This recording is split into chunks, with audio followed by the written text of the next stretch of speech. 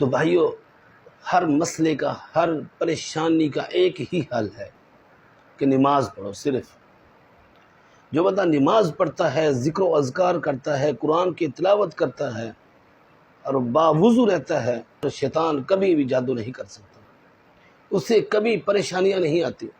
اللہ تعالیٰ اس کے رزق میں بھی برکت پیدا کرتا ہے، اس کے اولاد میں بھی اللہ تعالیٰ سکون اسے دیتا ہے اللہ تعالیٰ۔